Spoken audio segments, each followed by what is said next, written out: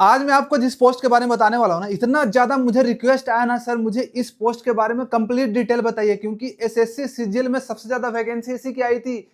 6,500 से ज़्यादा वैकेंसी आई, तो सब लोग इसके बारे में जानना चाहते हैं भाई। इसका वर्क नेचर क्या है, इसकी पोस्टिंग कहाँ पे होती है, इनको सैलरी कितनी मिलती है, इसका प्रमोशन में क्या क्या चीज़ें होती है, इसका पावर क्या होता है। तो इस वीडियो में सब कुछ बताने वाला हूँ। और सच बताऊँ, इस पोस्ट के बारे में जानने के बाद मुझे ऐसा लग रहा है कि मुझे भी इस पोस्ट को ज्वाइन करना चाहिए था भाई, इतना अच्छा ये पोस्ट है।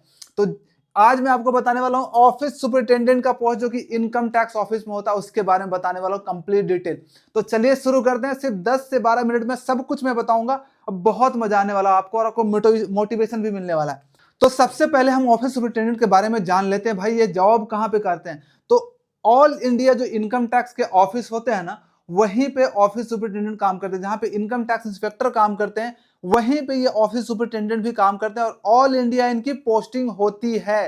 ठीक है। और ये कौन सा, मिनिस्ट्री ऑफ फाइनेंस के अंदर जो आता है department, CBDT, central board of indirect taxes, उसके अंदर होते हैं। आपके पास जो आई कार्ड बनेगा वो इनकम टैक्स ऑफिस का बनेगा। नॉन गैजेटेड पोस्ट होता है, ग्रुप बी की पोस्ट है, और एक डेस्क जॉब है। ऑल इंडिया पोस्टिंग होती है। कहां कहां पोस्टिंग होती है, क्या आपको होम स्टेट मिल सकता है, ये मैं आपको आगे बताने वाला हूं। देखो, इस बार जो वैकेंसी आई थी ना, 6,521 वैकेंसी आई थी। ठीक है। और देखो, जोन वाइज इनका होता है, आपको जोन वाइज इसकी वैकेंसी आती है।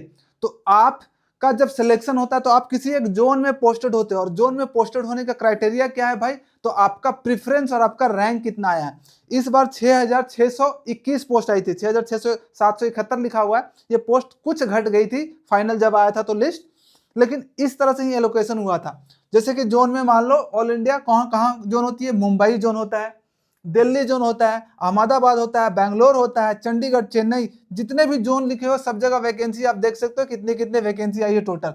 सबसे ज्यादा मुंबई में है और दिल्ली में है। मुंबई 992 वैकेंसी और दिल्ली में 867 वैकेंसी। इसी तरह से सभी जोन में आपकी वैकेंसी होती है।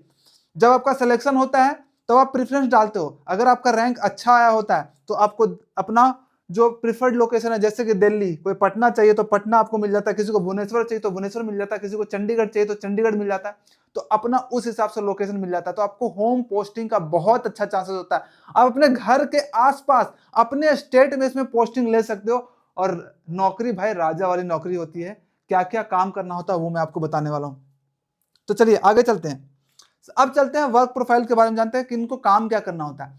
आप सोच रहे होंगे इनकम टैक्स ऑफिस में है तो हमको रेड तो रेड में जाना पड़ेगा, हमको असेसमेंट वगैरह करना पड़ेगा, इनकम टैक्स का कैलकुलेशन। तो ये सब काम नहीं होता ऑफिस सुपरिटेंडेंट का। ऑफिस सुपरिटेंडेंट का जो मेन काम होता है, सुपरविजन का काम होता है, सेक्शन में सब कुछ मेंटेन करना है। लिंक का काम करता है कि आपके जो जूनियर्स है नीचे, जो टैक्स असिस्टेंट वगैरह हैं, उन लोगों का काम, जो भी काम कर रहे हैं उनसे कोऑर्डिनेट करना। हायर ऑफिसर जैसे आईटीओ हो गया, इनकम टैक्स ऑफिसर हो गया, उससे ऊपर जो हो गया एडिशनल कमिश्नर हो गए, उनसे जाकर के लिंक करना, उनको फाइल पुटअप करना, ये वाला काम होता है। ठीक है। Link between staff and higher officers. Administrative work करते हैं, जो भी एडमिन का काम होता है, सब कुछ मेंटेन हो रहा है कि नहीं, कोई पेंडेंसी वगैरह तो नहीं है, किसी कोई असेसमेंट में कोई कमी तो नहीं है, ये सब चीजें देखना होता है। Review and verify reports and return, review भी करते हैं रिपोर्ट्स को। डेस्क जॉब होता है।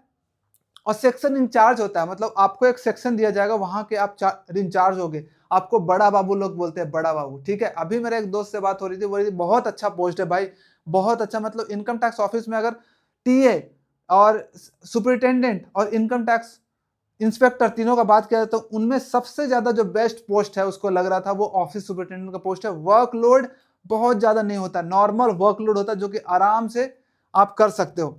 और फील्ड वर्क नहीं होता है। फील्ड वर्क इसमें आपको नहीं मिलेगा कि आपको रेड पे जाना है, ये सब वाला काम नहीं होता। ऑफिस में रहना, ऑफिस में ही आपको काम करना है, एंड बड़ा बाबू आप कहलाओगे। ठीक है। तो यही काम होता है। इस तरह से आपको डेस्क मिल जाएगा, वहां पे आप काम करोगे। किसी किसी केस में आपको केबिन भी मिल जाएगा, आपका एक रूम होगा, वहां पे आप जा सकते हो कहीं कहीं पे, जहां पे सीट आपको एलोकेटेड हो जाएगा, आप अपना केबिन में आराम से काम करोगे।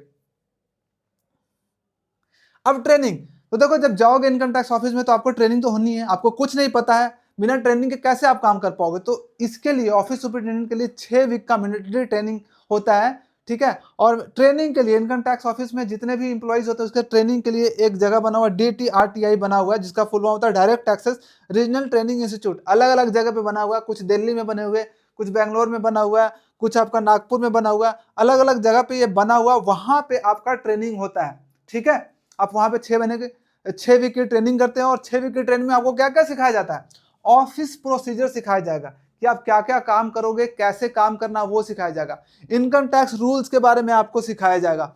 File handling and record management ये सिखाया जाएगा, आपको फाइल को कैसे हैंडल करना है। इनकम टैक्स रूल्स हो गया। सॉफ्टवेयर पे आपको कैसे काम करना है, इनकम टैक्स का सॉफ्टवेयर है उसमें आपको काम कैसे करना है, वो सब चीजें आपको सिखाई जाएगी यहाँ पे मेनली। तो बहुत मजा आता है ट्रेनिंग के टाइम पे भी। बहुत सारे लोगों से मिलते हैं, अपने बैचमेट से मिलते हैं, अलग अलग लोगों से मिलते हैं, अलग अलग जो जगह पे पोस्टेड है ऑफिसर्स, उनसे आप मिलते हो तो आपको बहुत अच्छा कनेक्शन भी बन जाता है और बहुत अच्छा माहौल आपको मिलता है इनकम टैक्स की ट्रेनिंग में। ठीक है, अब आगे चलते हैं। अब सबसे बड़ी बात भाई, इसमें सैलरी कितनी मिलेगी, ये बहुत इंपॉर्टेंट है। तो सैलरी देखो, इसका जो बेसिक पे है 4200 का 35,400 से लेकर 1,12,400 है। बहुत सारे लोगों को लगता है कि इतना ही सैलरी मिलता है क्या, तो नहीं, ये बेसिक पे होता है। सिर्फ आपको बेसिक पे नहीं मिलता, बेसिक पे के अलावा भी आपको उस पर कुछ कुछ अलाउंस मिलते हैं जो मैं आपको यहाँ पे समझाने वाला हूँ।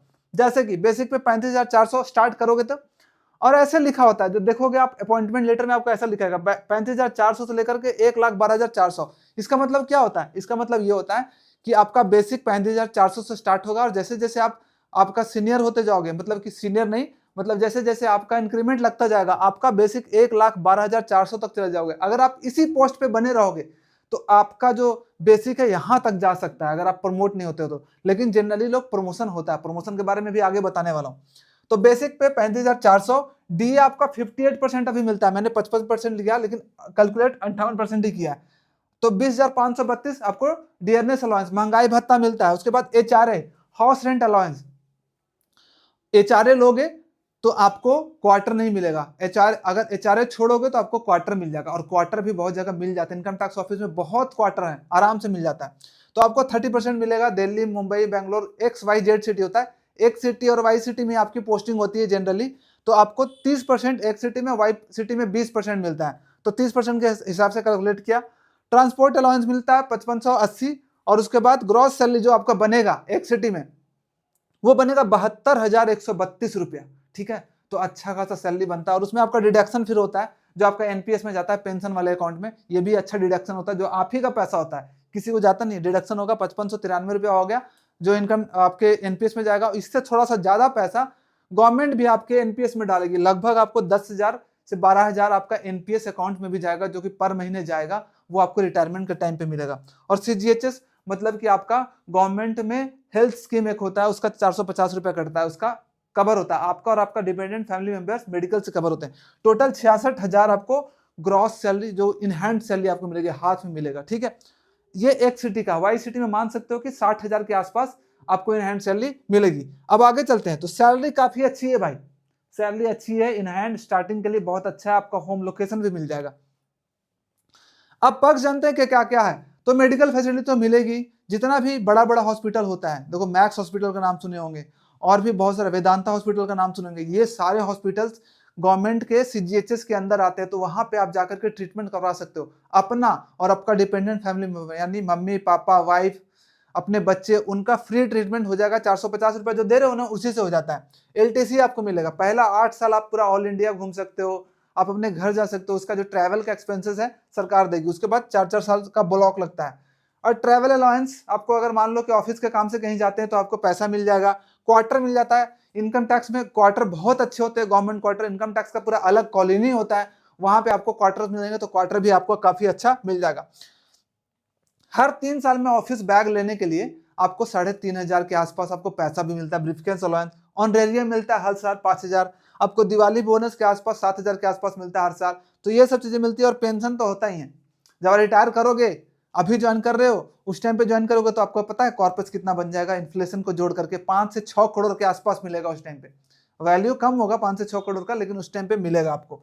तो ये पक्ष है। और इनकम टैक्स का एक और सबसे इंपॉर्टेंट पक्ष तो यही है कि भाई, इनकम टैक्स का जैसे ही बताओगे ना, इनकम टैक्स ऑफिस में काम करते तो बहुत सारे लोग तो ऐसे ही आपको बहुत ज्यादा रिस्पेक्ट देंगे। ठीक है, इनकम टैक्स में काम करता है भाई, इससे भिड़ना नहीं है। ठीक है, और आपका काम बहुत जगह निकल भी जाएगा।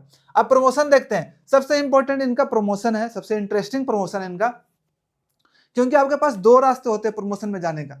ठीक है, जब आप सुपरिटेंडेंट होते हो तो आपका एक रास्ता income tax officer, income tax inspector बनने का होता है, जिसमें कि आपको एग्जाम देना होता है। अगर आप एग्जाम दिए डिपार्टमेंटल एग्जाम, वो वाला एग्जाम पास कर लिए तो आप इस वाले रास्ते से होकर के आपका प्रमोशन होगा। मतलब ऑफिस सुपरिटेंडेंट के बाद आप क्या बनोगे, यहाँ पे मैं बता देता हूँ।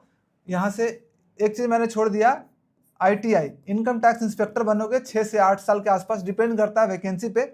इनकम टैक्स इंस्पेक्टर बनोगे, फिर उसके बाद 6 से 8 साल, 8 से 10 साल इनकम टैक्स ऑफिसर। इसके बाद ITO होता है जो कि गैजेटेड ऑफिसर्स होता है, ये लेवल 7 का होता है। ये लेवल ITO शायद लेवल 10 का होता है, ये लेवल 10 का पोस्ट होता है। फिर असिस्टेंट कमिश्नर जो कि UPSC से आते हैं वो वाला में जाओगे, और ज्यादा से ज्यादा डिप्टी कमिश्नर तक आप जा सकते हो। लेकिन अगर आप एग्जाम नहीं देते, नॉर्मल प्रमोशन लेना चाहते हो, तो ये वाला रास्ता आप चूज करोगे। 8 से 10 साल लग जाएंगे आपको। एडमिनिस्ट्रेटिव ऑफिसर बनोगे लेवल 7, जो कि इनकम टैक्स इंस्पेक्टर के बराबर होता है लेवल। उसके बाद 4 से 5 साल में एडमिनिस्ट्रेटिव ऑफिसर ग्रेड 2 बनोगे, और उसके बाद प्रिंसिपल एडमिनिस्ट्रेटिव ऑफिसर तक के पोस्ट पे आप जा सकते हो। यही अभी चल रहा है, अभी नया नया स्टार्ट हुआ है। ये देखो ऑफिस सुपरिटेंडेंट का पोस्ट नया रिक्रूटमेंट रूल बना है, नया बना है, तो इसके बारे में बहुत ज्यादा डिटेल नहीं पता है कितना साल क्या लगेगा, लेकिन इस तरह से प्रमोशन होगा। 2 तरीके से इसमें प्रमोशन आपका होगा। अब आगे चलते हैं। अब सिलेक्शन के बारे में तो सब लोग जानते हैं, बस यही है। सिलेक्शन तो आपका 18 से 30 आपका एज क्राइटेरिया होता है। SSC CGL एग्जाम आपको निकालना होगा, अच्छा रैंक लेकर के आना पड़ेगा, तो आपको अपना होम स्टेट मिल जाएगा। और मैं अपना ओपिनियन दूं तो ऑफिस सुपरिटेंडेंट का पोस्ट बहुत अच्छा है। मैं अभी अपने दोस्त से बात कर रहा था जो कि इनकम टैक्स ऑफिस में है, वो बोल रहा था भाई बहुत अच्छी पोस्ट है, वर्कलोड बहुत ज्यादा नॉर्मल वर्कलोड है, आराम से आपका पर्सनल लाइफ और प्रोफेशनल लाइफ में बहुत अच्छा बैलेंस रहेगा, अपने आप फैमिली को आराम से दे सकते हो टाइम। और अगर आपको अपना होम स्टेट मिल गया तो इससे best post income tax office में नहीं है, चिल वाला लाइफ है, तो बहुत अच्छा है। और जिन लोगों को ऑफिस सुपरिटेंडेंट का पोस्ट मिला, आप सबको कांग्रेचुलेशंस, आपका लाइफ मस्त जाने वाला है, ठीक है, बहुत अच्छा होने वाला है, वर्क नेचर वगैरह बहुत अच्छा है, ठीक है। तो आप यहाँ पे अपना फिक्स कर सकते हो। अगर आपको लग रहा है कि नहीं मुझे यही वाला पोस्ट चाहिए, तो अपना फिक्स कर सकते हो प्रेफरेंस में, आपके लिए बेस्ट पोस्ट है ये। तो ये था ऑफिस सुपरिटेंडेंट के पोस्ट के बारे में कंप्लीट डिटेल। अगर आपको किसी और पोस्ट के बारे में कंप्लीट डिटेल चाहिए तो आप कमेंट बॉक्स में जरूर बताओ, मैं उस पोस्ट के बारे में लेकर आने वाला हूँ। नेक्स्ट वीडियो लेकिन आने वाला वो है ASO इन MEA के बारे में, कुछ दिन में ही अपलोड होने वाला है। उसके बाद कौन सा लाना है वो आप बता दो, उस पोस्ट के बारे में कंप्लीट डिटेल में आपको लेकर के आऊंगा और आपको मोटिवेट करूंगा। भाई बहुत अच्छी पोस्ट है, बहुत मस्त पोस्ट है, ऑफिस सुपरिटेंडेंट ज्वाइन करो धड़ल्ले से।